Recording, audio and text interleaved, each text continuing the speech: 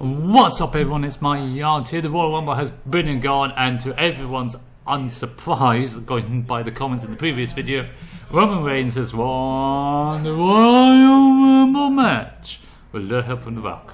Little help, tiny little help. It was announced by Vince McMahon on Twitter a few hours before the show started that it was in the arena, so he was going to make some sort of appearance.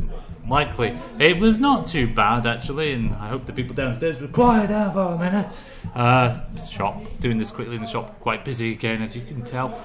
And all in the predictions in the comments, a lot of people said Roman Reigns, which is good.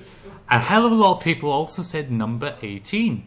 Now, I was scared if number 18 was actually going to happen. It didn't. It was actually number 19, and only one person said that. So they will win either the season pass or the Microsoft stuff, providing they're over 18, of course. If not, then we will choose from all the Roman Reigns entries. One person at random will get in touch with them in the next couple of days on that. The crowd support in Philly is always going to be one-sided. That's not an excuse. It's always going to be this case.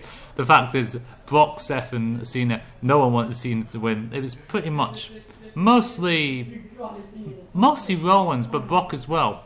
It was a phenomenal match. It was basically like a Rock Cena match with finishes, but a hell of a lot better. But the triple threat element worked really well.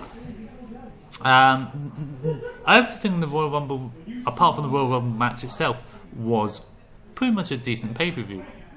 It was better than expected. They normally pull their weight in the Royal Rumble when it comes to the non-main event match, and I really enjoyed it. I probably would have, if the matches were pretty rubbish, I probably would have not stayed up until 4 AM to watch the Royal Rumble, because obviously it starts at 1 AM in the UK, and that's really, really late. Really, really, really late, and it annoys me that I normally fall asleep or feel really tired by the time I watch it. But this pay-per-view, I did not. So when we get to Fastlane, if there is anything, maybe we'll get a bit lucky and go for something else on it. I hope so, because otherwise we'd be I'd be dead.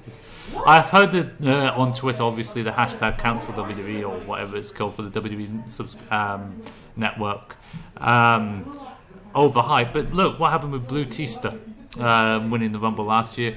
They changed it about. That's not to say they won't change it for this one as well. Roman versus Brock works, but just like the pyro for WrestleMania, it didn't. The timing ain't right for Roman Reigns one bit. We can see it clearly,